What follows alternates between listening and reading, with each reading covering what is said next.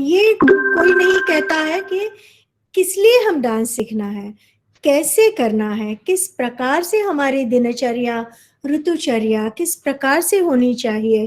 तो मैं चाहूंगी कि ये सब लेके हमें कहीं पे जाना नहीं है। अगर हम ये मिल बांट ले तो ये भगवान का प्रसाद है। और ऐसे है कि मुझे भी किसी ने ऐसे बताया नहीं है कि तुम ऐसा करो वैसे करो, लेकिन मैं over the period of time मैं ये सीखती गई कि मुझे कैसे होना चाहिए। एक आइडियल डांसर अगर मुझे बनना है तो मुझे किस प्रकार से, आइडियल डांसर छोड़ो, आइडियल ह्यूमन बीइंग बनना है। क्योंकि अगर अच्छा हम ह्यूमन बीइंग रहेंगे तभी हम अच्छे डांसर बन सकेंगे, क्योंकि फिर वो जो हमारा व्यक्तित्व है, जो इनर व्यक्तित्व है, वही सामने आएगा। सर, मैं हमेशा कहती हूँ कि अगर हम जो हम हमारी निजी जिंदगी में हम जैसे रहते हैं वो तो हम बिल्कुल मास्क पहनते रहते हैं, सही मायने में मास्क। अगर हमें गुस्सा भी आता है तो भी नहीं दिखता है, कुछ भी नहीं दिखता है। और जो वर्ल्ड ऑफ मास्क है, असल में जो वर्ल्ड ऑफ इल्यूजन है, वहाँ हम असल है, हमारा जो ट्रूथफुलनेस है वो वहाँ है। तो हमारा असली चेहरा जो है, वो जो मास्क की दुनिया है वहाँ हमारा असली चेहरा दिखाई देता है। तो हम कितना भी चाहे तो हम वो एक्टिंग नहीं कर पाते कि हम बहुत ट्रूथफुल है, हम बहुत ये करें, हम बहुत जी जान से करें। ये एक्टिंग नहीं हो सकती है। ये जो है वही है। पहले 1-2 मिनट अगर हम कुछ करेंगे तो करेंगे, लेकिन जो सही हमारा चेहरा है, असली चेहरा हमारा, ये मुखौटों की जो दुनिया है उसमें असली चेहरा दिखता है, और असली दुनिया में हम सब मुखौटे पहन के घूमते रहते हैं। तो इस प्रकार से ये मैं अभी यह भी शेयर कर रही हूँ कि इतने साल डांस के साथ रह के मुझे क्या क्या समझा है। तो मैंने भी बहुत कुछ किया है या फिर बहुत कुछ ये कर रही हूँ। मैं समझती हूँ कि मैं भी अभी विद्यार्थी हूँ और मैं भी बहुत कुछ रोजाना मैं पढ़ना चाहती हूँ। ये जो पूर्व सूरी है हमारे, जिन्होंने हमारे लिए ये सब लिखा है, तो ये ज्यादा से ज्यादा पढ़े और उसमें अमल करने की कोशिश करें, आचरण में लाने की कोशिश करें। तो क्या होगा, क्योंकि हम जो नृत्य करते हैं वो 2000 साल पुराना है। तो आजकल के जमाने में सब अलग है, कलयुग आ गया है। तो हम अगर सतयुग जैसा हम नृत्य करेंगे तो वो सही मायने में हम ऑडियंस के दिलो दिमाग तक पहुंच सकते हैं। फिर हमें क्या रहता है, हमें ब्लेसिंग्स मिलते हैं। तो what I have done whole of throughout my life, what I have done, I have actually I have taken the efforts to gather the blessings। फिर भी वो मेरे स्टूडेंट्स के भी हो सकते हैं, पेरेंट्स के भी हो सकते हैं, ऑडियंस के हो सकते हैं। मैं हाँ ये बहुत मानती हूँ कि जो ऑडियंस है वो सही मायने में वही के वही, और हम रंगमंच पे करते हैं तो उस वक्त उसका मजा ही कुछ अलग है।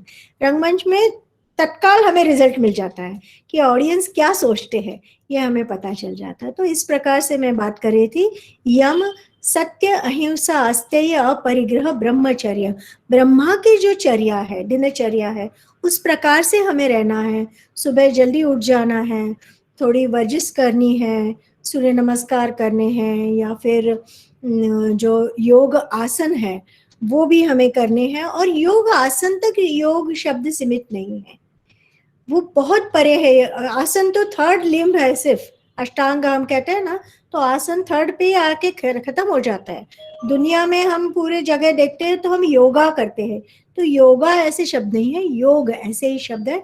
और वो शब्द कहाँ से आया है, तो युज, युज मतलब टू गेट कनेक्टेड, जुड़ जाना। युज मतलब जुड़ जाना। तो किससे जुड़ते हैं हम अपने आप से जुड़ते हैं, हम अपने आत्म तत्व से जुड़ते हैं।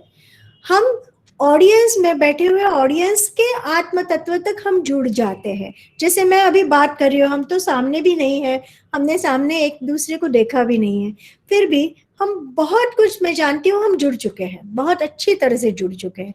तो इस प्रकार से हम किससे किससे जुड़ते हैं, तो हम अपने ऑडियंस से भी बहुत ज्यादा करीब हो जाते हैं, जुड़ जाते हैं। तो हमारे लिए जो ऑडियंस है वो पूरे पॉजिटिविटी के साथ, उनके सब विचार हम तक आते हैं और हमारे विचार उन तक जाते हैं। तो ये बहुत ही सही माध्यम है।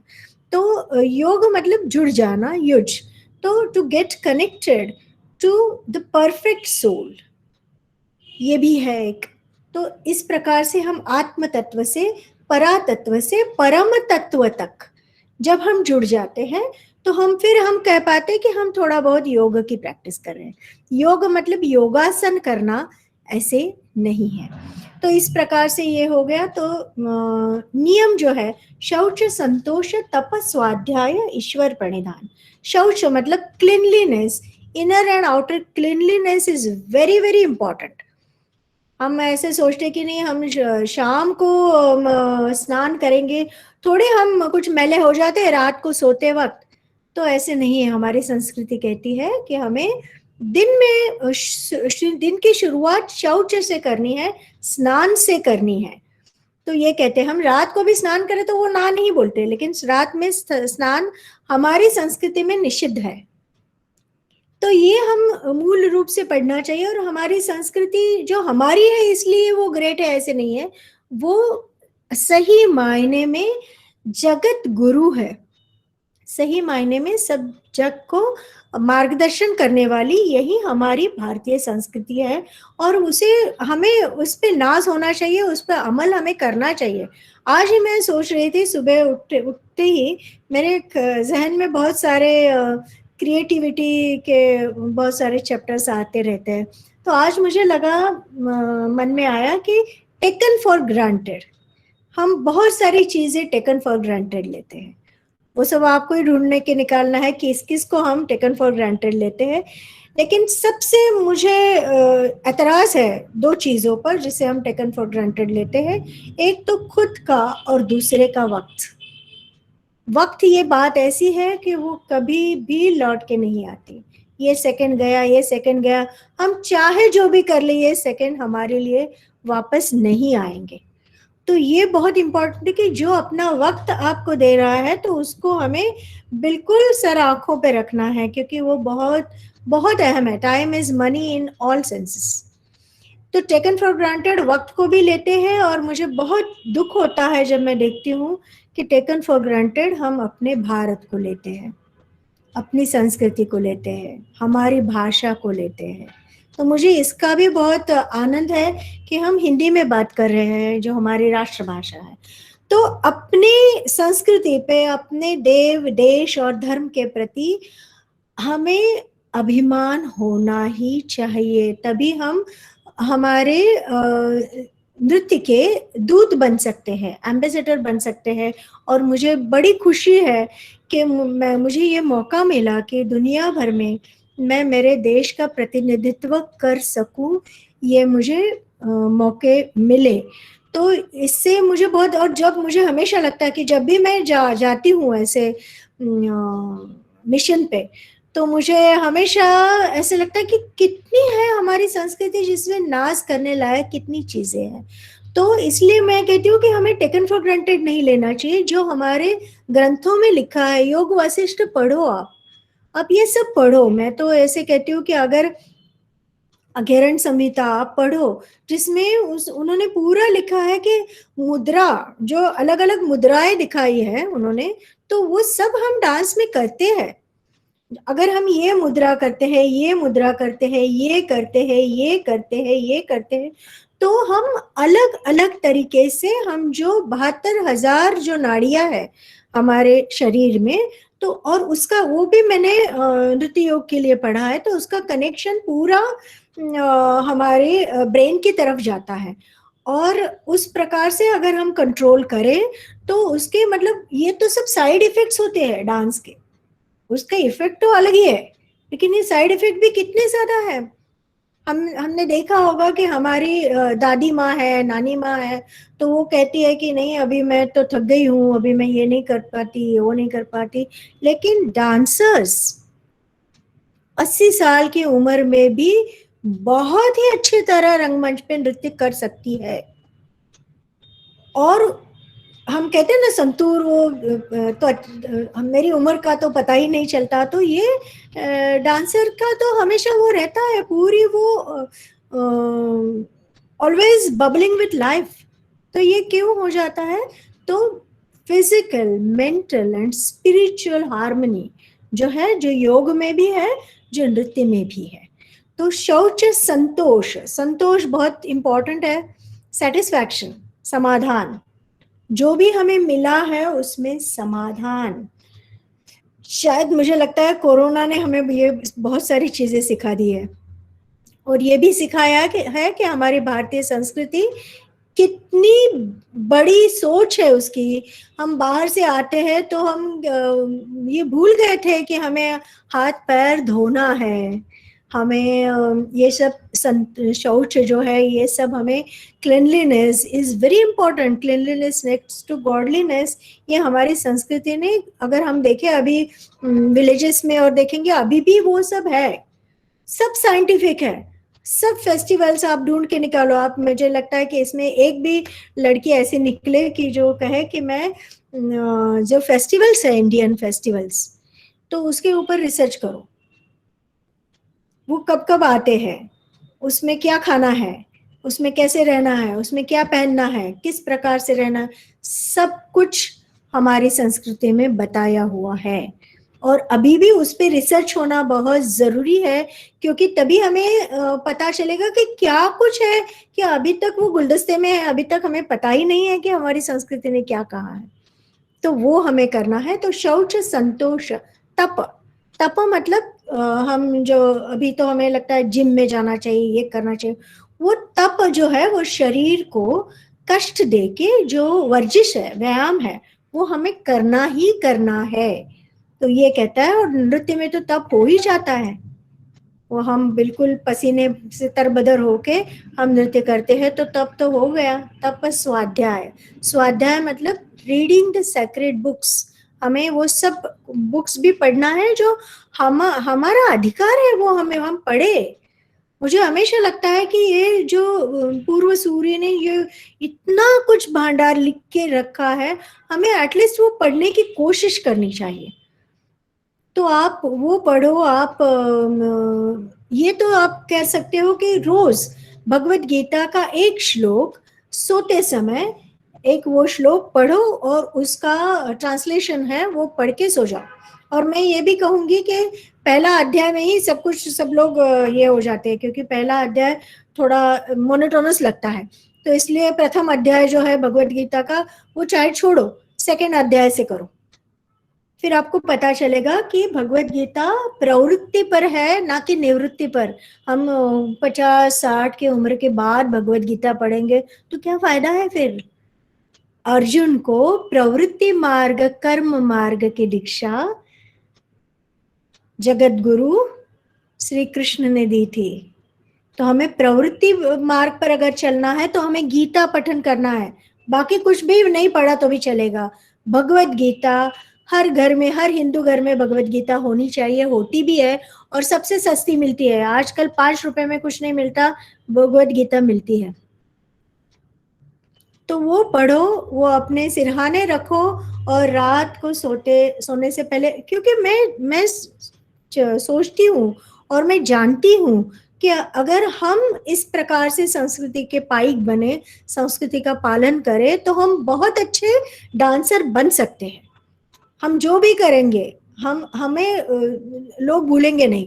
मुझे हमेशा लगता है कि मुझे अगर किसी ने कहा कि अच्छा आपका डांस मैंने देखा है कि नहीं देखा है, मुझे याद नहीं, अगर ऐसे कोई कहे, या आपका लेक्चर सुना है नहीं सुना है मुझे याद नहीं, अगर ऐसे कहे, तो मैं उनको बहुत ही अभिमान से, नाज से कह सकूंगी, कहती हूँ कि अगर आपको याद नहीं है तो आपने मेरा प्रोग्राम नहीं देखा है, अगर आपको याद नहीं है तो आपने मेरा लेक्चर नहीं सुना है। तो जो भी हम करते हैं उस वक्त, तो वो पूरे लोगों के जहन में रहता है, चाहे कितने भी साल हो जाए वो रहता है। तो इस प्रकार से हमें, क्योंकि क्यों रहता है वो जहन में रहे, इसलिए भी हम कुछ नहीं करते। हम क्यों करते हैं कि हम बिल्कुल दिलो जान से करते हैं, हम कुछ ऐसे अपने लिए कुछ रखते नहीं है, ये तो लड़कियां मुझे कब मिलेगी, ये थोड़ी, इसमें तो बहुत सारे लोग मेरे स्टूडेंट्स भी नहीं है, तो मुझे थोड़ी मेरा नाम वो लेंगे या क्या करेंगे। नाम तो भी शरीर का है ना, हमें तो उससे परे कुछ सोचना है। तो इस प्रकार से अगर एक को भी, किसी को भी अगर ऐसे मिल जाए तो मुझे बड़ी खुशी होगी, क्योंकि फिर मेरा सार्थक हो गया ना मेरा पूरा ये लेक्चर जो है। तो इस प्रकार से हमें करना है। शौच, संतोष, तप, स्वाध्याय। तो ये स्वाध्याय जो है वो पढ़ना ही पढ़ना है। आप अगर मराठी हो तो आप ज्ञानेश्वरी जरूर पढ़िए। मैं हाथ जोड़ के आपसे विनती करूंगी, आप ज्ञानेश्वरी पढ़िए। आपको हम डांस क्यों करते हैं इस सबके उत्तर मिल जाएंगे। This is not out of syllabus, इतना इससे तो सिलेबस से जुड़ी हुई बातें ही नहीं होगी। ये जो आज का लेक्चर बहुत इंपॉर्टेंट इसलिए है क्योंकि हमें बाकी तो सब टॉपिक्स हमने पढ़ लिए। रस क्या है, भाव क्या है, पात्र क्या है, अभिनय क्या है, ताल के बारे में, या सब कुछ जो भी है। तो इतिहास क्या है, देवदासी सिस्टम क्या है, ये तो सब हमने देख लिया, वो तो ठीक है।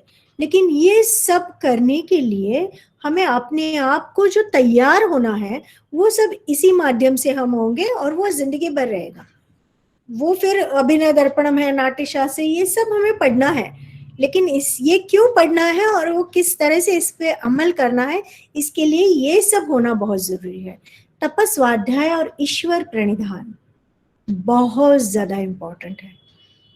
सेश्वर शास्त्र है, योग भी और नृत्य भी।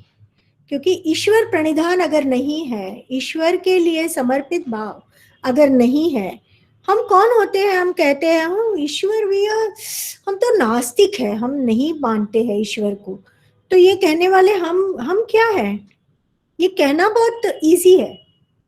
लेकिन जिन लोगों ने, जैसे रामदास स्वामी है, इन लोगों ने अगर अपनी पूरी जिंदगी, ज्ञानेश्वर है जिन्होंने 16 साल की उम्र में ज्ञानेश्वरी जो लिखी है, वो लोगों की जिंदगी चली जाती है, उसको उनको पता भी नहीं चलता है कि क्या लिखा है। उन्होंने 16 साल की उम्र में लिख के 21 साल की उम्र में उन्होंने समाधि, संजीवन समाधि भी ले ली। तो ये थोड़े तो सब लोग पागल थे क्या, और हम सिर्फ हम ही है, बिल्कुल हम सबको सब जानते, ऐसे थोड़ी है।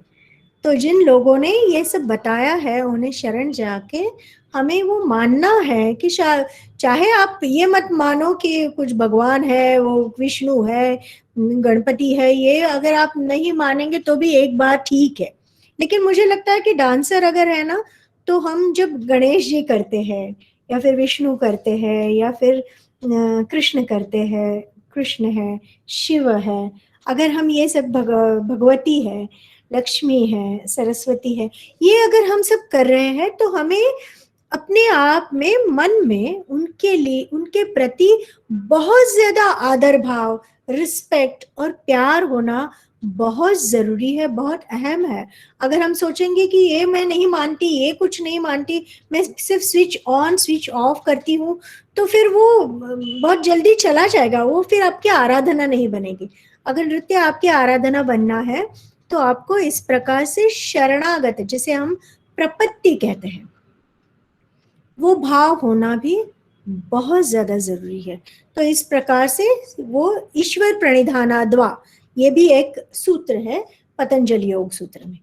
फिर उसके आगे चल के आता है आसन। अगर हमें अच्छी फ्लेक्सिबिलिटी चाहिए, ये तो मैं फिर भी, ये खैर ये साइड इफेक्ट्स ही है, लेकिन फिर भी वो अहम है कि हमें फ्लेक्सिबिलिटी आती है, हमारा जो बैठने का, नृत्य करने का अंदाज है वो बहुत ग्रेसफुल हो जाता है हमारे, क्योंकि Bharatanatyam is art of lines. अगर हम पूरे लाइंस मेंटेन करेंगे, तो ये अगर हम योगासन करेंगे तो इससे हमारी वो लाइंस भी मेंटेन रहेगी, वो सब है। लेकिन ये सब फिर भी ये साइड इफेक्ट्स है। ये करते करते अगर हम सूर्य नमस्कार करते हैं, सूर्य नमस्कार को जिंदगी में आप बहुत अहम एक अपने रूटीन में शामिल कर लो, फिर आप देखो उसमें सीरीज ऑफ आसना है, उसका कितना फायदा होता है, आप सिर्फ देखो। पूरा ब्लड सर्कुलेशन के लिए फायदा है, कुछ नहीं तो हमारे शरीर के लिए तो उसके फायदे ही फायदे हैं। लेकिन अगर हम सोचेंगे कि हम इसी बहाने सूर्य नारायण को हम पूरे शरण जाते हैं, उनकी शरण लेते हैं और हम आवाहन करते हैं, जैसे गायत्री मंत्र है, ओम भूर्भुवः स्वः तत्सवितुर्वरेण्यं भर्गो देवस्य धीमहि धियो यो न प्रचोदयात। तो ये जो हम तेज की देवता है उसे हम आवाहन करते हैं, और उस प्रकार से अगर हम उस भावना में अगर हम सूर्य नमस्कार करेंगे तो उनका जो तेज है वो पूरे अपने शरीर, मन और आत्मा तक फैल जाता है। और वो दिस इज प्रूवन। आप सर से भी पूछिए, सूर्य नमस्कार के लिए बहुत सारे बुक्स है, वो भी आप पढ़िए। तो फायदे के लिए करना है वो तो एक बात है, लेकिन मुझे लगता है कि साधना के लिए करो। अगर साधना के लिए करोगे तो फिर हमारे भरतनाट्यम में जो, जैसे मैंने कहा, जव स्थिरत्वम रेखा च, स्थिर, स्थिरता, जैसे जैसे पतंजलि कहते हैं स्थिरम सुखम आसनम। अगर हमें स्थिर स्थैर्य मेंटेन करना है हमारी पोजिस में, तो हमें फ्लेक्सिबिलिटी के लिए ही सही, दम सांस के लिए ही सही, स्टैमिना के लिए ही सही हमें योगासन करने हैं। तो इसको भी आप दिनचर्या में शामिल कर लीजिए। तो ये हो गया आसन, ये थर्ड ही हो गया, थर्ड लिम्ब हो गया। फिर आता है यम नियम आसन प्राणायाम। प्राणायाम अगर हम देखें तो संगीत रत्नाकर जो है शारंग देव जी का, वो नृत्य के लिए वो ग्रंथ है। तो उसके 7th चैप्टर में जो अनिल प्रकरण है, तो उसमें उन्होंने सब प्राणायाम का महत्व इतना बताया है कि अगर हम ये प्राणायाम करेंगे तो इस प्रकार का अभिनय हम कर सकेंगे, ये प्राणायाम करेंगे तो इस प्रकार का कैरेक्टर हम कर सकेंगे। जो अष्ट सात्विक भाव है, अश्रु, वैवरण्य, वैवरण्य जो है, जो फेस का कलर भी बदल जाता है अगर हम वो प्राणायाम अलग अलग ढंग से करेंगे। तो ये बहुत डिटेल में, अनिल मतलब पवन, तो बहुत डिटेल में उन्होंने बताया है, एयर, वो बहुत डिटेल में बताया है कि प्राणायाम क्या है। तो अगर हम प्राणायाम ठीक से सीखेंगे, pranayama, what is pranayama? Control over breathing. So breathing control जो है वो हमें ठीक से, लेकिन ये सब चीजें हमें अच्छे गुरुओं से सीखना है। जो मैंने उसका भी बखूबी रियाज जैसे किया है और अच्छे गुरुजनों के माध्यम से मैं वो सीखी हूँ। क्योंकि अगर मैं वो कोर्स ले रही हूँ तो मुझे खुद उसके ऊपर बहुत ज़्यादा अच्छी तरह से नॉलेज चाहिए, मैं खुद, वो मेरी प्रैक्टिस में होनी चाहिए एवरी डे। तो ये होना बहुत ज़रूरी है।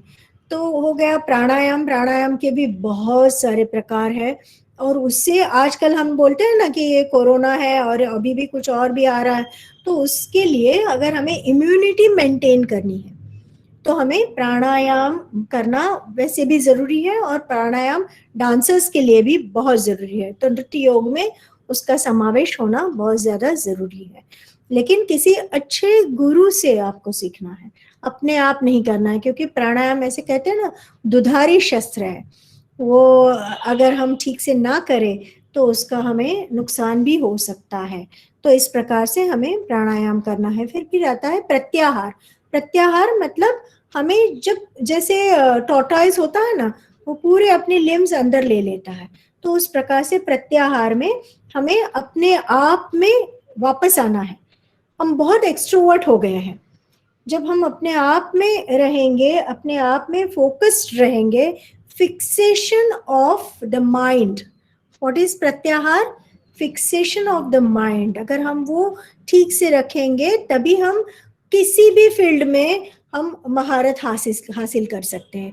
नृत्य में तो बहुत ज्यादा इंपॉर्टेंट है, क्योंकि अगर हम वो कंसंट्रेशन नहीं करेंगे, वो फोकस्ड अगर हम नहीं रहेंगे, तो हम अलग अलग कैरेक्टर्स, अलग अलग स्टोरीज, अलग अलग उनके एक्शन रिएक्शन, या फिर अलग अलग उनके इमोशनल जो ड्रामा है वो कैसे कर सकेंगे? उसके लिए एक बिल्कुल फ्रैक्शन ऑफ मिनट में हमको पूरा फोकस्ड होना बहुत ज्यादा जरूरी है। हम अगर फोकस्ड रहेंगे तो फिर हमें पता चलता है कि ये हमारे म्यूजिशियंस गा रहे हैं, बजा रहे हैं, हमें लाइट मन ने बोला है तो हमें लाइट के अंदर ही रहना है, इसके आगे नहीं जाना है, यहाँ पे नहीं जाना है, ये सब उन्होंने बोल के रखा है, वो भी हमें कंसंट्रेशन करना है। हमारे सामने ऑडियंस चाहे कुछ भी करता है, ऐसे होता ही नहीं, क्योंकि अगर हम वहां करते हैं तो क्या मजाल कि कोई कहीं पे जाके कुछ खा रहा है, कुछ, ये कैन नॉट डू इट। हम इस प्रकार से उनको, पूरे ऑडियंस बंधा का बंधा रहता है, मैं ऑडियंस के प्यार में पड़ जाती हूँ और ऑडियंस भी बिल्कुल वैसे रेसिप्रोकेट करता है।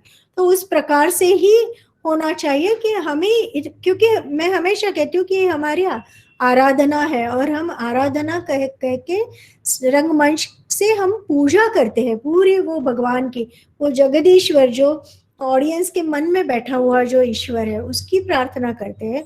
तो इतना हम अगर ऑनेस्टली कर रहे हैं तो ऑडियंस के मन को भी वो आपकी ऑनेस्टी टच हो जाती है और उस प्रकार से ही आपको रिस्पांस मिलेगा। ये लिख के लीजिए आप, 100% प्रूवन फॉर्मूला है। तो इस प्रकार से तो वो हो गया प्रत्याहार। फिर आता है धारणा। धारणा मतलब फोकस्ड, बीइंग टोटली फोकस्ड। हम अगर कहीं पे त्राटक जैसे हम बोलते हैं ना कि अगर हम सामने ज्योत रखते हैं और उसके या बिंदु रखते हैं और उसको हम देखते रहते हैं तो उसका है फोकस्ड। सो पूरा धारणा मतलब उसके ऊपर फोकस्ड होना। तो जब हम जप करते हैं, ध्यान करते हैं, तो जप मतलब तदर्थ भावना, ऐसे पतंजलि ने बोला है। तो जिस भी डेइटी का हम जप करते हैं तो उनके विचार, उनकी फॉर्म, उनका अपने सामने लाके उसका जप करना जरूरी है। तो वो जाप हम करते हैं। तो हमारा जो ताल है उसमें भी उन्होंने कहा है कि जो आसन है वो विलंबित, मध्य, द्रुत 3 स्पीड में होते हैं। तो हमारा जो ताल है वो वही तो है, विलंबित, मध्य और द्रुतम। तो इस प्रकार से तो हम जाएंगे। तो इस प्रकार से उन्होंने ये जो संज्ञाएं है ये पतंजलि योग सूत्र में मौजूद है, विलंबित, मध्य और द्रुतम कैसे करना है। तो इस प्रकार से ये है। तो ये हम तो ये तो देखते ही है, बहुत सारे आसन हैं जो हम नृत्य में करते हैं। जो जैसे मैंने कर्ण का जिक्र किया था, जो चिदम्बरम टेम्पल में हम 108 कर्ण देखते हैं। तो जैसे हम सीरीज ऑफ मूवमेंट्स करते हैं और एक जगह पे रुक जाते हैं, तो वो हो गया कर्ण। तो फिर योगासन क्या है, सीरीज ऑफ मूवमेंट्स है और एक जगह पे हम रुक जाते हैं, फाइनल पोजीशन, और उसमें रुक के हमें ध्यान करना है। सिर्फ रुक जाना नहीं है, उसमें हमें ध्यान करना है, ईश्वर के ऊपर मेडिटेट करना है। और वही सही है, वही उसी के लिए हम ये करते हैं। हम फिगर अच्छे होने के लिए या फिर स्टेमिना बढ़ाने के लिए, ये तो साइड इफेक्ट्स है, ये तो हमें होना ही होना है, ये तो आएगा हम। लेकिन अगर हम पूरा सरेंडर करना सीखे तो योगासन से हम सीख सकते हैं। तो प्राणायाम, प्रत्याहार, धारणा, तो फोकस्ड होना, फिक्सेशन ऑफ माइंड। और फिर आता है ध्यान, मेडिटेशन। अगर हम मेडिटेशन करेंगे पूरी तरह से तो हमें कंसंट्रेशन करना है, हम एक जगह पे पूरा कंसंट्रेशन करना है। मेडिटेशन का एक सबसे आसान नुस्खा ऐसा है कि हम शांत बैठे, हम सांसों के ऊपर ध्यान दें या फिर आईब्रोज में हमारी दृष्टि केंद्रित करें। और एक मैं आपको चीज बताना चाहूंगी कि हम विचार को देखने की कोशिश करें। हमें लगता है ना बहुत सारे विचार आते हैं, हम विचारों के ऊपर ही हमला बोल दें और विचारों को देखने की कोशिश करें, आपको ताज्जुब होगा कि विचार ही गायब हो जाते हैं और तब हमें पूरा आनंद मिलता है। तो वही अगर हम नृत्य में करते हैं तो हम मेडिटेटिव स्टेट में पहुंच जाते हैं और वैसे कुछ पल जो हमें ध्यान में मिलते हैं वही पल हमें रंगमंच पे भी मिलते हैं। बिटवीन अवर डांस मीन्स हम डांस करते हैं तो तभी भी हमें मेडिटेटिव पल मिलते हैं रंगमंच पे। और सिर्फ मैं तो, मुझे अगर पूछे तो आपको, आपकी आकांक्षा क्या है, तो बाकी सब तो साइड इफेक्ट से मिलने ही वाला है। नेम, फेम, पैसा, ये सब तो साइड इफेक्ट है, वो मिलने ही वाले हैं। लेकिन सबसे अहम क्या है, मैं क्या चाहती हूँ कि मैं रंगमंच पे अगर नृत्य कर रही हूँ तो मुझे जो मेडिटेटिव पल मिल रहे हैं अपने आप के लिए, ऑडियंस के लिए, मेरे भारत के संस्कृति के लिए, मेरे नृत्य के लिए अगर मुझे मिल रहे हैं तो उन क्षणों की तादाद बढ़ जाए। The duration of meditative moments on the stage should be increased day by day, performance by performance.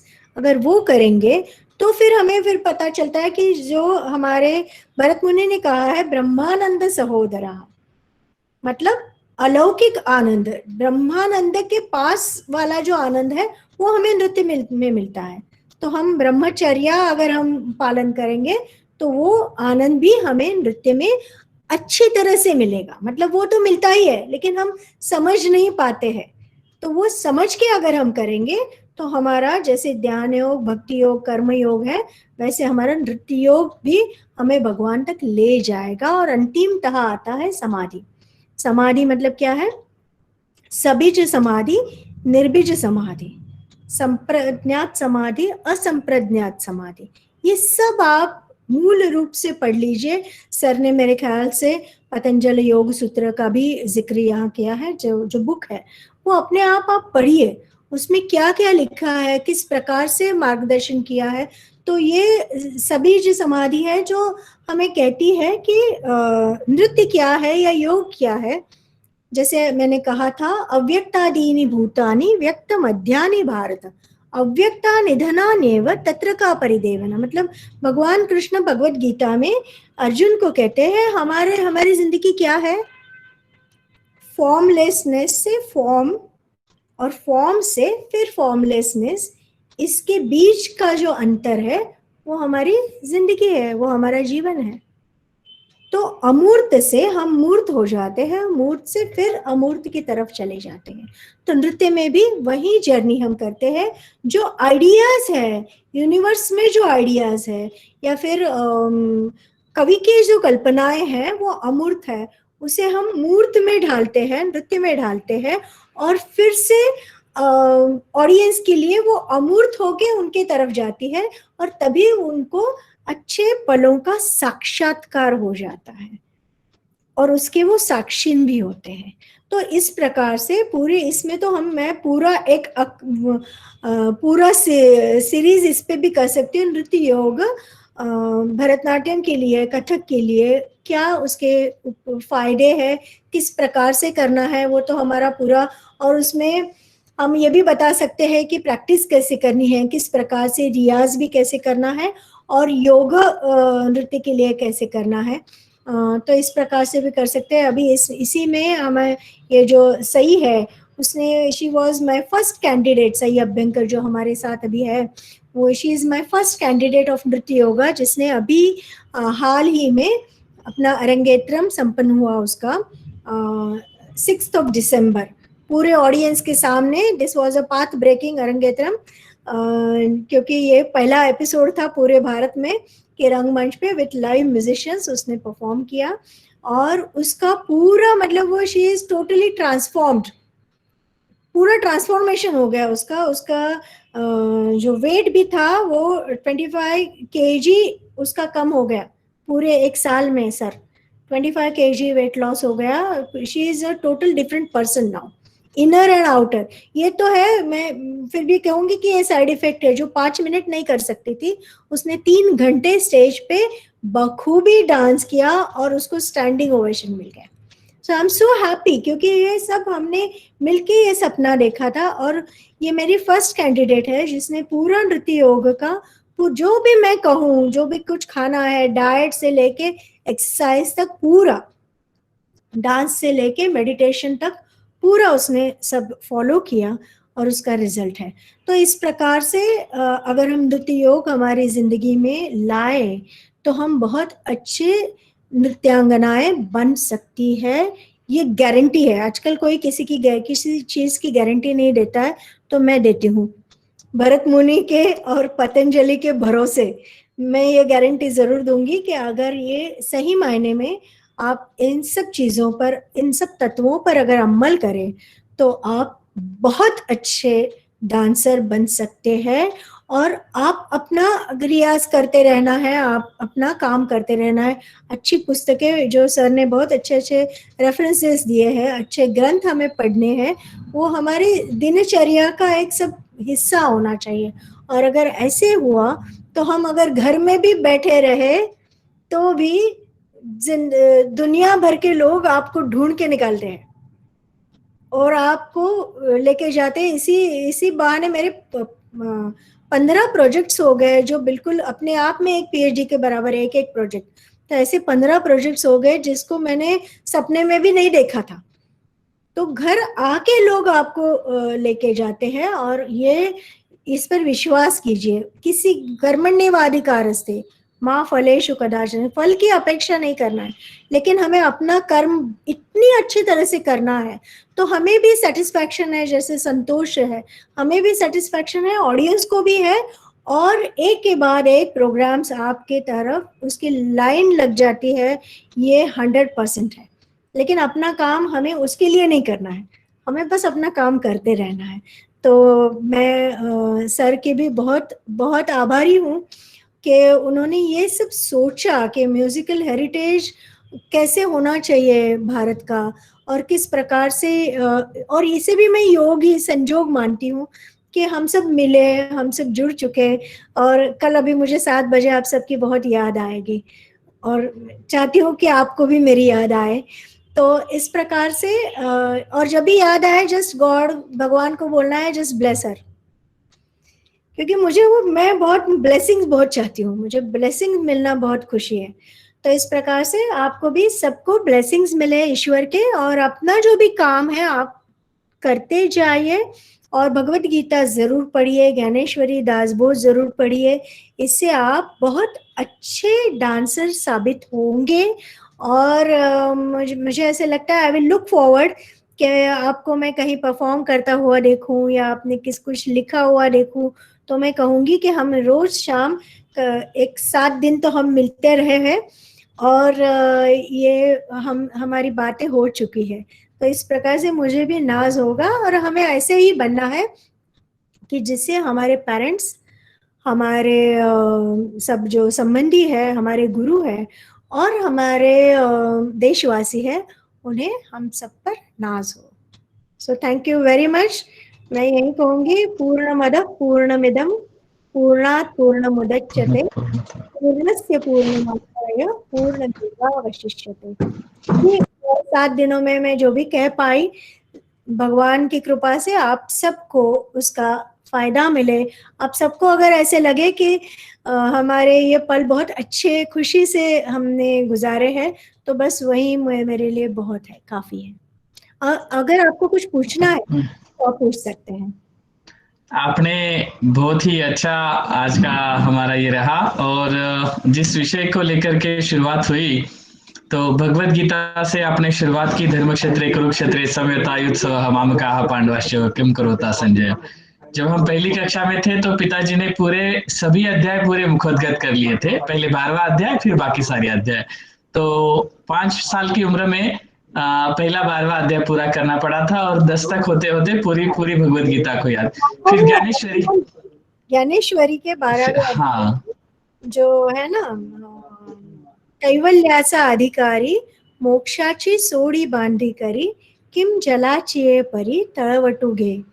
तो ये जो है ज्ञानेश्वरी का, उसके ऊपर मेरे जो राजस सुकुमार हो गए थे, जिसमें मैंने सब मराठी संतों की रचना पे HMV सारेगामा ने मेरी जो VCD निकाली थी, तो उसमें मैंने ये किया था।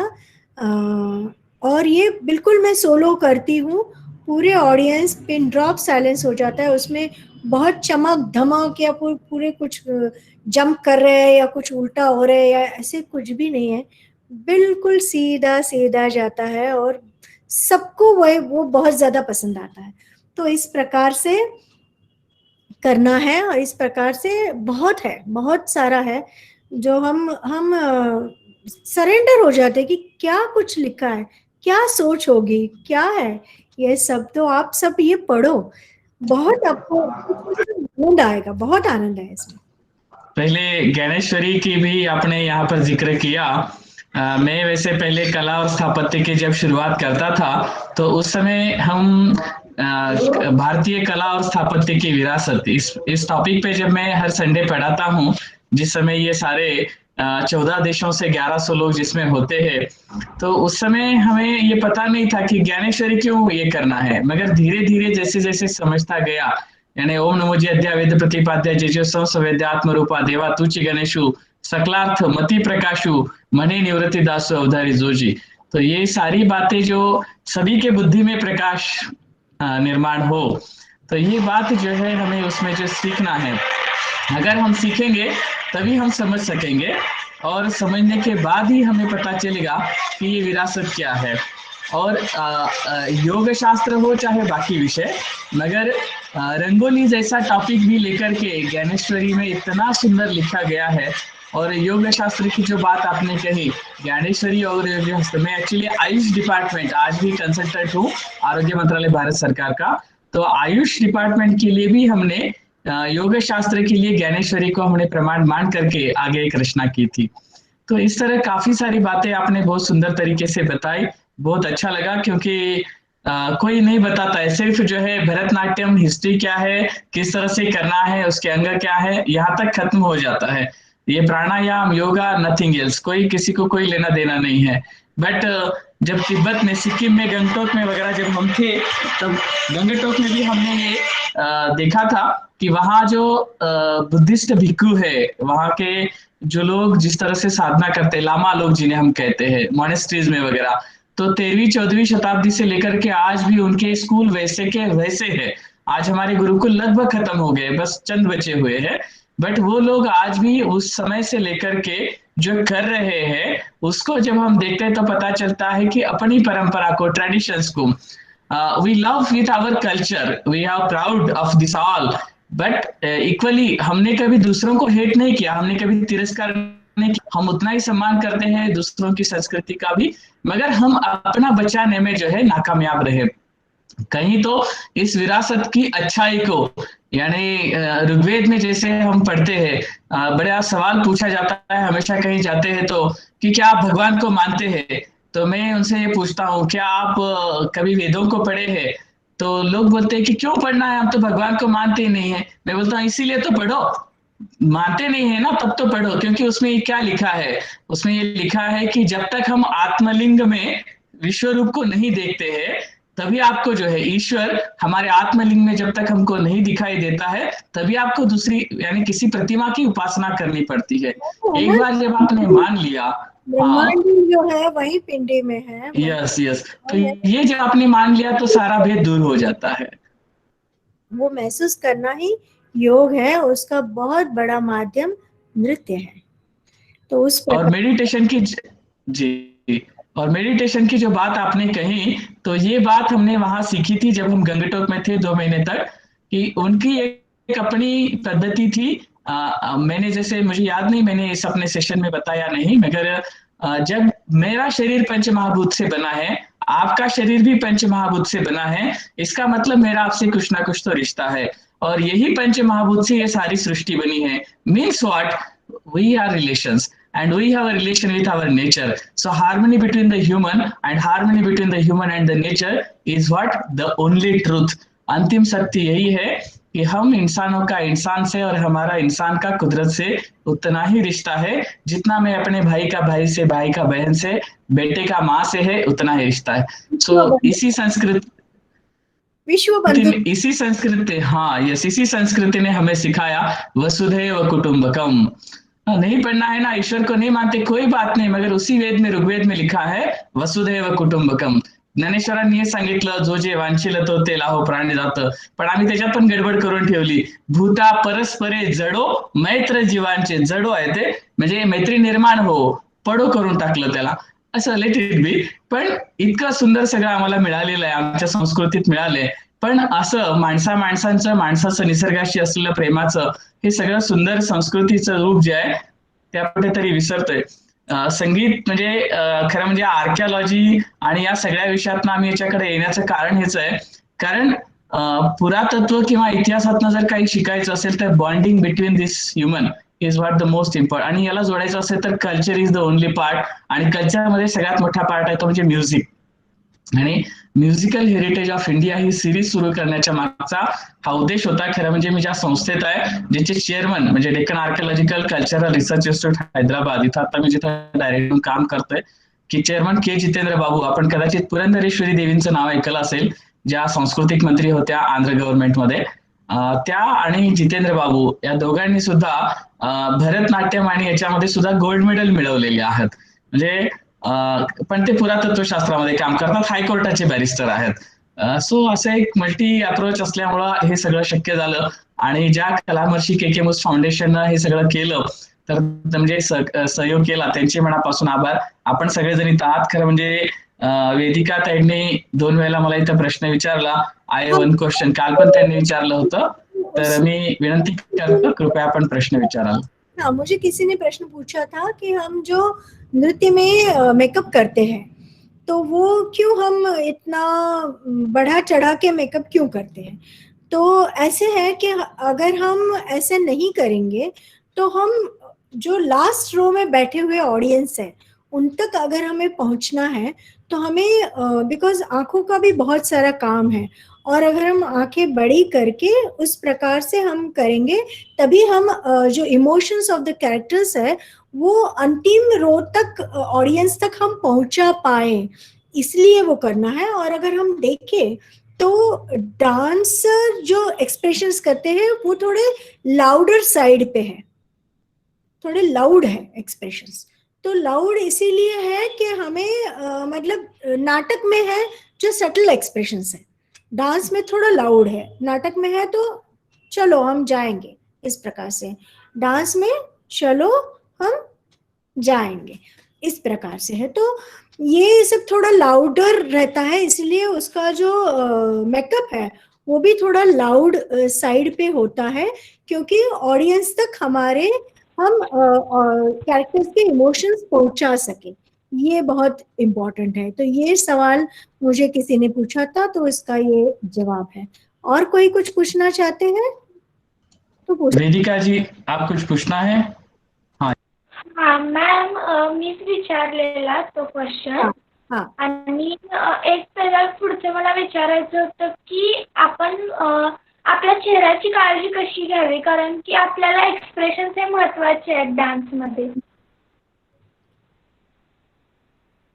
चेहऱ्याची मी तर काय काळजी घेत नाही, पण सो आय डोंट नो. पण तरी सुद्धा मला असं वाटतं की तुम्ही जर उत्तम तुमचा आहार विहार असेल, मुख्य तुम्हाला गंमत सांगू का की तुम्ही जर पहाटे उठलात मोकळ्या हवेमध्ये, म्हणजे आता सध्या कोरोनाच्या रेस्ट्रिक्शन्स मध्ये तुम्ही कुठे बाहेर फार जा असं मला वाटत नाही, पण तुम्ही जर तुमची गच्ची असेल किंवा गॅलरी असेल किंवा खिडकीच्या इथे तोंड करून जर तुम्ही पहाटेच्या हवेमध्ये प्राणायाम केला, त्याच्यानंतर तुम्ही फळभाज्या पालेभाज्या बॅलन्स्ड आहार जर घेतला, तुम्ही रोजच्या रोज सूर्यनमस्कार केला की जे पूर्ण रक्ताभिसरण आहे ते पूर्ण तुमचं किंवा मी केस वगैरे पण मी काही रंगवत वगैरे नाही, मी हे काहीच करत नाही, हे आपोआप होतं.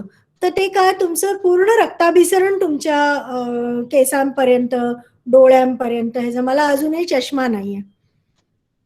तर असं हे मला असं वाटतं. आणि नृत्य करणं म्हणजे त्याने तुम्हाला जो असा निर्मळ आनंद मिळतो ना तो सुद्धा तुमच्या चेहऱ्यावर छलकतो. तर त्यामुळे असं सगळं तुम्ही करावं. सकाळी उठून गरम पाणी, त्याच्यामध्ये थोडे लिंबाचे थेंब आणि हनी हे टाकून जर तुम्ही प्यायलात तर त्याने सुद्धा आपोआप तुमचा इंटरनल ग्लो येतो असं मला वाटतं. आणि ही एक लाईफस्टाईल करावी की ज्याच्यामध्ये तुमचा आहार तुमचा व्यायाम हा समतोल असावा, व्यवस्थित असावा, बाहेरचं खाणं किंवा जंक फूड हे नसावं. आणि मुख्य म्हणजे झोप. तुम्ही किती वाजता झोपता आणि किती वाजता उठता हे खूप महत्वाचं आहे. तुम्ही जर रात्री, आता मी काही काही वेळेला बघते तर मी आई एम वेरी सरप्राइज, मुझे बहुत ताज्जुब होता है कि बहुत सारे यंगस्टर्स जो है वो रात को 1 या 2 बजे के बाद ही सोएंगे और फिर 8 या 9 बजे ही उठेंगे. तो ये सब मुझे लगता है कि हमारी संस्कृति से ये मेल नहीं खाता है. तो हमें, जैसे हम बोलते हैं ना, लवकर निजे लवकर उठे तया आरोग्य ज्ञान संपत्ति लाभे, उसमें मैं एक ऐड करूंगी, तया आरोग्य ज्ञान संपत्ति और सौंदर्य लाभे असं मी म्हणेन. तर त्यामुळे आपल्याला जर हे आपण सगळं केलं, रक्ताभिसरण योग्य केलं, तर आपल्याला कोणत्याही प्रकारच्या बाह्य गोष्टींची गरज नाही असं मला वाटतं. आणि मी तर असंच करते. म्हणजे त्यामुळे I think if we follow this and if this becomes a routine, तुमच्यामध्ये फ्रुट्स तुम्ही खाल्ले पाहिजे, ठराविक वेळेला जेवलं पाहिजे, ठराविक वेळेला आहार घेतला पाहिजे, खूप बारीक राहायचं म्हणून काहीच खायचं नाही असं केलं तरी तुमच्या चेहऱ्यावर परिणाम होतो. त्यामुळे या सगळ्या गोष्टी, आणि बेसिकली संतोष, शौच याने तुम्ही क्लेनलीनेस पाहिजे आणि आनंदात राहणं. आणि आनंदाची गोष्ट, आता मी एक खूप सुंदर गोष्ट ऐकली की चार्ली चॅप्लिन आपल्याला माहिती आहे सगळ्यांना, तर त्यामुळे त्यांनी एक गोष्ट सांगितली होती जी मला इतकी आवडली की मी तुमच्याशी शेअर करते. त्यांनी सांगितलं, त्यांनी केलं की एकदा त्यांनी एक जोक ऐकवला, सगळे लोक हसले. तोच जोक त्यांनी दुसऱ्यांदा ऐकवला, लिमिटेड लोक हसले. तो जोक तिसऱ्यांदा ऐकवला, कुणीच हसलं नाही. तर ते म्हणाले की जर आपण एकाच जोकवर परत परत हसू शकत नाही तर आपण एकच दुःख घेऊन आयुष्यभर त्याच्यावरती रडू रडू कसे शकतो, रडतो कसे? तर हे किती रिडिक्युलस आहे.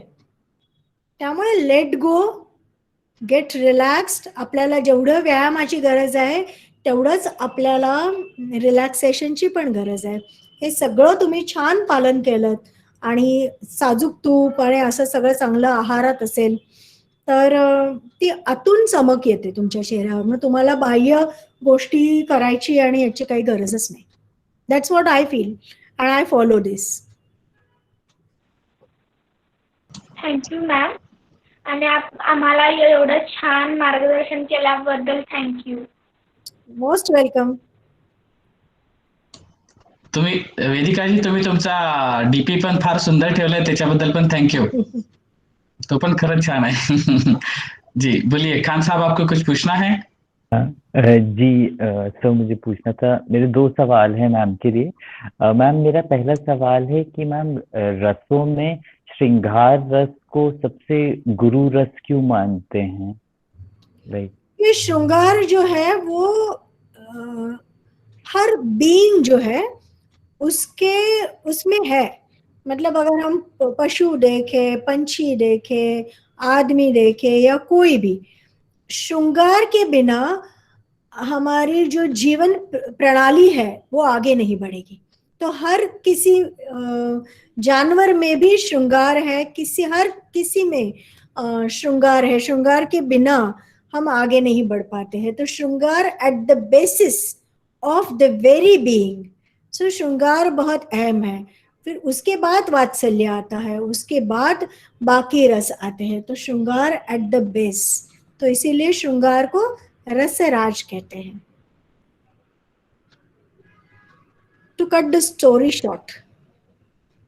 यस, दूसरा कुछ सवाल आपका? जी शुक्रिया मैम. और मैम लाइक ये जो 1 हफ्ते का सफर रहा और आपने जिस खूबसूरती से मतलब हम लोगों को इतने इल्म से नवाजा, इसका मैं तहे दिल से शुक्रिया अदा करता हूँ. और तोहफे में हम भी आपको एक शेर देंगे ताकि आपको ये महसूस हो कि जितने भी यहाँ लोग हैं उनकी दुआएं आपके साथ हमेशा हैं. तो शेर मैम आपके लिए हम ये पेश कर रहे हैं कि हर जगह इत्र नहीं महका करते, हर जगह इत्र नहीं महका करते, कभी कदार शख्सियत खुशबू दे जाती है. क्या बात है. जी शुक्रिया. Thank you. अजून कोणाला काही प्रश्न असेल तर कृपया विचाराल. आपण सगळे सहभागी जे कोणी आहात किंवा कोणाला काही बोलायचं असेल तर कृपया आपण बोलू शकाल. आपल्यापैकी कोणालाही सईताईचं मनापासून अभिनंदन. आणि खूप छान तुम्ही सगळं केलं. मॅडमनी आपल्याबद्दल सांगितलं. म्हणजे असंही काहीतरी आयडियल आमच्या समोर आहेत. आता जसं माझं वजन काही जास्त वगैरे नाहीये, पण कधी कधी वाढतं, त्यावेळेला मी कंट्रोल ठेवू शकतो. म्हणजे असं ऐकल्यानंतर असं वाटतं की आपण कंट्रोल करू शकतो. So thank you. जी अजून कोणाला येस. विचारायचंय? हा. हा येस. मॅम, थोडं नृत्य योग बद्दल जे तुम्ही सांगितलं, अभ्यंकर म्हणून आहेत, त्यांनी ऑलरेडी तुमचा नृत्य योग हा गेले 3 वर्ष ऑलरेडी केलेला आहे. काय संकल्पना आहे थोडीशी शेअर करू शकाल किंवा अशी आहे की Nritya yoga is way of life, way to be a better dancer, better human being, and better personality, just to groom your personality inner and outer through body, mind and soul. उसमें एक्सरसाइजेस है जो मैंने खुद डिजाइन किए हुए हैं, जो योग आसन है जिसमें मैंने रिसर्च किया हुआ है, और अष्टांग योग पूरे जो हमने 2 घंटे every day we use to follow those rules and regulations, और मैंने उसको डाइट चार्ट भी पूरा दिया था जो उसके लिए था, और उसने उसका पालन किया। वो भगवान की कृपा से उसे बहुत अच्छा उसको उससे फायदा भी हुआ। तो हम ट्रायल एरर करते करते एंड डांस में पूरा हम जो स्टेप्स है या पूरे कॉम्पोजिशंस है, मैंने हर कॉम्पोजिशन में एक चैलेंज लिया था। वो अभी दिखती बड़ी है लेकिन वो सिर्फ she is only 14 years old। तो उसके हिसाब से उसने म्हणजे आपल्या जिभेवर ताबा ठेवायचा, आपल्या राहणीमान सगळं आमूलाग्र बदलायचं। 2 सप्टेंबर 2019 में हमने शुरुआत की थी और अभी 6 दिसंबर 2020 में उसका अरंगेत्रम हो गया। तो पूरा मैं भी उसके साथ पूरा डांस करती थी, हम जॉगिंग करते थे, रन करते थे, सूर्य नमस्कार करते थे, डांस करते रहते थे, और 2 घंटे डांस के बाद वो फिर से मुझे पूछती थी, जब पहले तो 5 मिनट भी वो नहीं कर पाती थी, फिर वो पूछती थी कि मैडम आज हम और 2 घंटे करेंगे क्या, और अगर मुझे टाइम रहता था तो हम वो भी करते थे। तो इस प्रकार से बिल्कुल हम प्रेम में थे नृत्य, और प्रेम में है नृत्य के, और इस प्रकार से हमारा पूरा मतलब उसके, और the very next day of her arangetram also she danced, and every day हमारा जो टाइम था उसी टाइम पे वो डांस करती है। तो इस प्रकार से उसका पूरा ग्रूमिंग ही हो गया, grooming as a professional classical dancer, that is what is Nritya yoga. Okay, मग ह्याचा काही कोर्स आहे का तुमच्याकडे? कोर्स आहे। ओके, मग त्याची इन्फॉर्मेशन मिळेल? त्याची इन्फॉर्मेशन मी शेअर पण करीन, आणि तुम्ही मला व्हॉट्सअपवर हे जर केलं तर मी तुम्हाला ती पाठवू शकेन। That is actually thanks to corona, because I never thought of this. 21 जूनला जेव्हा इंटरनॅशनल योगा डे होता त्यावेळेला माझा दूरदर्शनवरती प्रोग्राम झाला होता, आणि तो प्रोग्राम बघून मला ओव्हर पोरिंग हे आल्या, इन्क्वायरीज आल्या की तुम्ही नृत्य योगाचा असं काही कोर्स ठेवला आहे का म्हणून। आणि आय नेव्हर थॉट की रविवारच्या दिवशी, 3 months कोर्स, रविवारच्या दिवशी सकाळी मी असं काही नृत्य योगाचा कोर्स घेईन, किंवा now that course will be for the university also regular basis. तर त्यामुळे ते त्यांनी मला विचारलेलं होतं, त्यामुळे माझ्याकडे सगळं लिखापडी होतं, but I never thought of doing this diploma and making this, designing this and all. आणि कोरोना कालखंड असल्यामुळे माझे युएसचे टूर, युकेची टूर माझी कॅन्सल झाली, पोस्टपोन पण नाही झाली, कॅन्सल झाली। आणि every Saturday Sunday I am performing actually, त्यामुळे परफॉर्मर असताना मी हे एवढा अहम वेळ होईल असंही मला वाटलं नाही, बिकॉज इट इज ऑनलाईन। पूर्ण अमेरिकेतले, सिंगापूर, कॅनडा, जपान इथले सुद्धा लोक त्यांनी हा कोर्स केला, बेसिक कोर्स झाला त्यांचा 3 महिन्याचा। असे 4 बॅचेस झाल्या माझ्या, विच आय नेव्हर थॉट ऑफ, आणि खूप निग्लिजिबल अमाऊंट आहे because it is not commercial, त्यामुळे त्याच्यात काही फार साठी ते केलेलं नाही। इट इज माय हॉबी और माय पॅशन, बिकॉज प्रत्येकाला बदलताना पाहणं, कित्येक लोकांची चहा कॉफीची सवय सुटली, कित्येक जण नॉनव्हेज खाणं त्यांचं बंद झालं, कित्येक जणांचं म्हणजे ते हिने विचारलं ना ग्लो वगैरे चेहऱ्यावर, हे यायला लागलं, म्हणजे अमेझिंग। परवा तर एका मुलीने सांगितलं की तिचं सिलेंड्रिकल चष्माचा नंबर कमी झाला, तिचे डॉक्टरच चकित झाले, ते म्हणाले सिलेंड्रिकल कमीच होत नाही, तर तिचा झाला, because and not for that we did it, you know, these are all side effects and amazing, हे जे बेनिफिट्स आहेत ते बघून मला फार आनंद। म्हणून म्हटलं की सत्य संकल्पाला सिद्धीचं वरदान असतं। सो सत्य संकल्प असावा की सगळ्यांचं चांगलं व्हावं म्हणून असावं, आणि आपोआप we are blessed with success. Perfect ma'am, तुम्ही खरं म्हणजे हा जो कोर्स आहे याची माहिती आपल्या ग्रुपमध्ये शेअर कराल, म्हणजे आपल्या सगळ्यांना बाकीच्यांनाही शेअर करता येईल. आणि तुम्ही या कोर्सच्या माध्यमातून फक्त कोर्स सुरू नाही केला, तर त्याच्या डाएट प्लॅन मधनं तुम्ही अनेकांचे जीव वाचवले. म्हणजे जीव वाचवले इन सेन्स ज्यांचं नॉनव्हेज खाणं बंद झालं तर आपोआपच जीव वाचले. आणि म्हणजे मला ह्याचा पण एक आनंद होतो की ती फक्त एक मुलगी करत नाही, तर तिच्यामुळे घरदार करायला लागले. म्हणजे माझ्याकडे कोल्हापूरचे तर इतक्या एंट्रीज होत्या. कोल्हापूर सारख्या लोकांना मी त्यांना सांगितलं की नॉनव्हेज सोडा, आणि अशा पद्धतीने त्यांना हे केलं की ते घरदार आता ते त्या पद्धतीने सॅलडचे वेगवेगळे प्रकार, सूपचे वेगवेगळे प्रकार, आणि त्यांचा आहार विहार सगळा बदलून गेला. त्यामुळे हे फार अमेझिंग आहे की लोकांना फार त्याच्यात मजा आली, मजा येते. आणि माझ्याकडे असे मेल्स आणि हे असे भरपूर आहेत की आम्हाला असा इफेक्ट झाला, असं हे झालं. आणि ह्याचं ऍक्च्युली नृत्ययोगाचं पेटंट आहे माझं टोटल. म्हणजे I am the only one who is doing this. So मज्जा आहे खूप. आणि आता सो कसं नाईस. इंटरमिडिएट कोर्स आणि ऍडव्हान्स कोर्स सुद्धा होणार आहे मिड जानेवारी. मी थोडं गॅप घेतलं. अजून कोणाला काही बोलायचंय? स्वातीताई, जी. बोला. नमस्कार सर. स्वातीताई नमस्कार. खूप छान झालं. मी फक्त एक दिवसाचं मला वाटतं माझ्याकडून मिस झालं, पण मला सगळ्याच नृत्यशैलींविषयी प्रेम आहे, त्यामुळे भरतनाट्यमचं तू सांगत असलीस तरी ऍक्च्युली तुझा विषय छान होता काही, कारण तो सगळ्याच नृत्यशैलींना उपयोगी होता. आणि आपण असं खूप वेळा भेटलो, पण इतकं तुझं ऐकायला मिळालंय की हे सिलसिला खरं तर चालू राहावा असंच वाटतंय. त्यामुळे मी तुझ्याकडे एकदा निवांत येऊन परत भेटून काही गोष्टी नक्की ऐकणार आहे. कारण निलिमा ही एक अत्यंत एक धडपडी मुलगी आहे आणि she writes also so well. मला खूपच तिचं ऐकून आहे. आणि समहाउ जसं आपण जैसे आपने कहा ना सर कि हम कहीं ना कहीं से जुड़े हैं, यूनिवर्स में हम जुड़े हैं, और वो हम जानते हैं कि मैं नीलिमा से जुड़ चुकी हूँ. मतलब हम मिलने नहीं है इतनी बार, हम फोन पे भी इतनी कुछ बातें करते हैं, या हम फ्रेंड्स होके हम कुछ करते हैं, ऐसे भी कुछ भी नहीं है, एक्चुअली कुछ भी नहीं है. So why she thought of me, why she is doing this, हम कैसे जुड़ गए इस प्रकार से. और ये मैं भी जानती हूँ, और मुझे लगता है वो भी ये जानती है कि सच कहीं में, सच में. कनेक्शन है. तो नहीं, इसीलिए बहुत अच्छा लगा क्योंकि एक बार मैंने खाली फोन किया और आपने भी कहा कि हाँ ठीक है, मुझे अच्छा लगेगा, और मैंने सर को भी बोल दिया कि नहीं वो स्वातिता ही करेगी फिर भरतनाट्यम का जो है. तो बहुत बहुत थैंक यू ताई, वंस अगेन थैंक यू. ये सारे इसमें से संत ज्ञानेश्वर की फिर याद आती है, अहंकाराचा वारा न लागो राजसा, माझ्या विष्णुदासा भाविकांचे. म्हणजे ज्याच्याकडे कसला इगो नाही आहे ना, गर्व नाही आहे ना, आपल्याकडे आहे ते सगळ्यांसाठी आहे.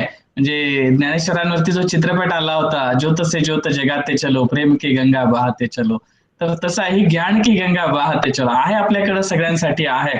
आणि आपण सगळ्यांनी मिळून एकमेकाकडे जे आहे, जे चांगलं आहे ते सगळ्यांशी शेअर करावं.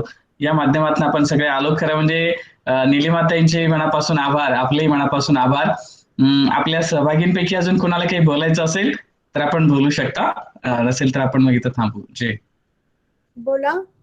कोणाला बोलायचंय? कोणीतरी आता बोललो होतो. चैत्राली का? अनम्यूट कर. सगळ्यात पहिल्यांदा मी सरांना आणि निलिमाताईला पण धन्यवाद देऊ इच्छिते. आणि ताई, तुमच्याकडनं आम्हाला खूप साऱ्या गोष्टी आता कळल्या. म्हणजे मी ताईंची बरेच वर्षांपासूनची स्टुडंट आहे, पण मलाही खूप साऱ्या गोष्टी नव्याने उलगडत गेल्या, की जसं ताई पण नव्याने उलगडत गेल्या आज मला. आणि त्यांच्याकडनं खूप सारी माहिती मिळाली या लेक्चर सिरीज मधनं.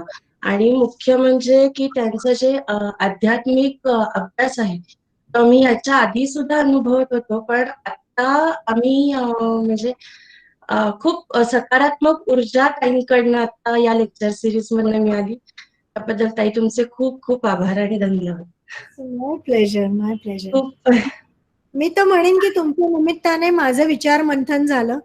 तुमच्या निमित्ताने, सरांच्या निमित्ताने, निलिमाने ते विचारलं. म्हणजे तिने ज्यावेळी फोन केला त्यावेळी मी एका खूप कठीण प्रसंगामध्ये होते ऍक्च्युली, आणि त्यावेळेला तो फोन झाला होता. तर ते मी बोलीन तुझ्याशी. पण म्हणजे माझं पर्सनल नव्हतं, पण तरी पण माझी सहसंवेदना खूपच त्यावेळेला दुखावली गेलेली होती. आणि त्यावेळेला फोन झाला आणि त्यावेळेला समाव ते एक असं जुळून आलं, की मी म्हटलं ठीक आहे, डिसेंबरमध्ये आहे, आपण करू शकू, काही प्रॉब्लेम नाहीये. आणि मला हे खूप आवडतं, की हे आपलं एक प्रगत चिंतन सारखं होतं. आणि मी म्हणते तसं, की जरी तुम्ही आता या फ्रेममध्ये असलात, तरी सुद्धा तुमच्याकडून सुद्धा ते एक ऊर्जा येत असते, की जेणेकरून ती आपल्याला सुचवत असते बऱ्याच गोष्टी. तर त्यामुळे मला खूप मजा आली आणि मी म्हटलं तसं, की मी 7 वाजायची वेळ उद्यापासून मी मिस करणार आहे. हं. तर आपण विश्व प्रार्थना करूया, जी आज खूप गरज आहे सगळ्यांना आणि आपल्या भारताला सुद्धा, आपल्या सगळ्यांना, की हे सगळं जे कलियुगामध्ये वैचारिक, मानसिक, शारीरिक, आध्यात्मिक आणि एन्व्हायर्नमेंटचं सुद्धा जे काही प्रदूषण चाललेलं आहे, त्याच्यापासून आपल्या सगळ्यांना ईश्वराने निरामय आयुष्य आणि आरोग्य द्यावं आणि आपल्या भारत मातेची जास्तीत जास्त सेवा आपल्या माध्यमातून घडावी, अशी प्रार्थना करूया. सर्वेपि सुखिनः सन्तु, सर्वे सन्तु निरामया, सर्वे भद्राणि पश्यन्तु, मा कश्चित् दुःखमाप्नुयात्. असतो मा सद्गमय, तमसो मा ज्योतिर्गमय, मृत्योर्मा अमृतं गमय. ॐ पूर्णमदः पूर्णमिदं पूर्णात् पूर्णमुदच्यते पूर्णस्य पूर्णमादाय पूर्णमेवावशिष्यते. ओम शांति शांति शांति. और एक बात है कि आप प्रणव का उच्चारण बहुत करते रहे. ओमकार, ओमकार ध्वनीचं उच्चारण हे खूप महत्वाचं आहे, स्वतःसाठी सुद्धा आणि आपल्या आजूबाजूच्या वातावरणासाठी सुद्धा, आपल्या घरासाठी सुद्धा. त्यामुळे ओमकार पूर्ण श्वास घेऊन ओंकाराचा ध्वनी आपण करावा असं मला वाटतं. तस्य वाचकः प्रणवः.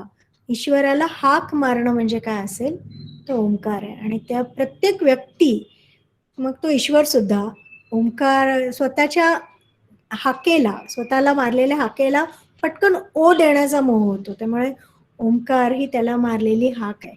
त्यामुळे मुळातून ओंकार शिका आणि तो जीवनशैलीचा एक भाग बनवा. त्याने तुम्हाला इतरही खूप गोष्टी सुचत जातील, मिळत जातील. हे नक्की आहे.